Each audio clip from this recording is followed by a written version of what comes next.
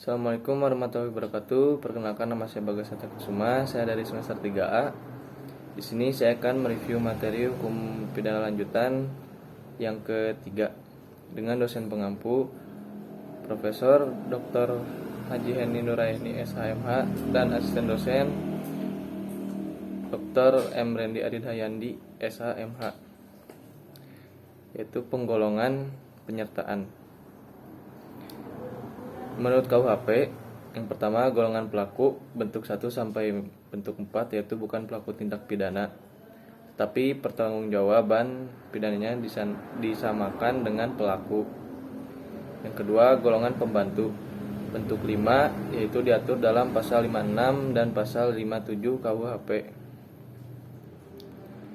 Menurut doktrin yang ke-1, zelfstandig vormen van deelneming, bentuk penyertaan yang berdiri sendiri. Artinya pelaku bertanggung jawab sendiri-sendiri atas perbuatannya, yaitu bentuk 1 sampai dengan bentuk 3. Yang kedua, onzelfstandig vormen van deelneming, bentuk pernyataan yang pertanggungjawaban pesertanya bergantung pada perbuatan peserta lainnya sebagai perbuatan yang dapat dihukum, yaitu bentuk 4 dan bentuk 5.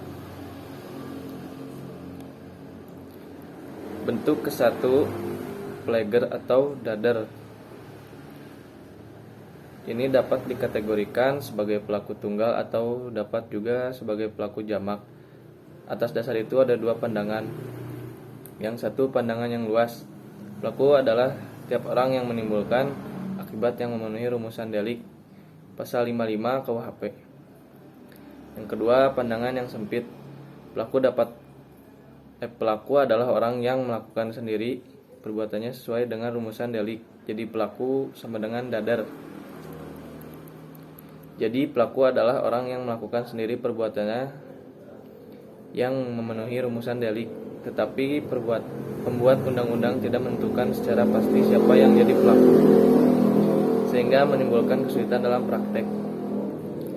Bentuk kedua, doenpleger atau menyuruh melakukan. Itu orang yang melakukan tindak pidana menggunakan orang lain sebagai perantara, tetapi perantara itu hanya berperan sebagai alat. Dengan demikian, doenplegen mempunyai ciri. Yang ke-1, ada dua pihak, yaitu pelaku langsung dalam kurung manus ministra atau autor materialis, dan pelaku tidak langsung dalam kurung manus domina atau autor intellectualis. Yang kedua, dalam doenplegen terdapat unsur-unsur: A. Alat yang dipakai adalah manusia. Yang B. Alat yang dipakai harus berbuat aktif. Yang C. Alat yang dipakai tidak dapat dipertanggungjawabkan atau dimintai pertanggungjawaban. Penyebab tidak dapat dimintai pertanggungjawaban pidana terhadap orang yang disuruh adalah karena orang tersebut hanya berperan sebagai alat atau pelaku material yang didasarkan pada 1. Tidak sempurna pertumbuhan jiwanya pasal 44, 2. Adanya keadaan yang memaksa pasal 48, 3. Ada perintah jabatan yang tidak sah pasal 51 ayat 2. Yang keempat, adanya keliruan atau pemalsuan. Yang kelima, tidak mempunyai maksud untuk melakukan kejahatan seperti disyaratkan dalam undang-undang. Sekian dari saya, Bagas Satya Kusuma. Wassalamualaikum warahmatullahi wabarakatuh.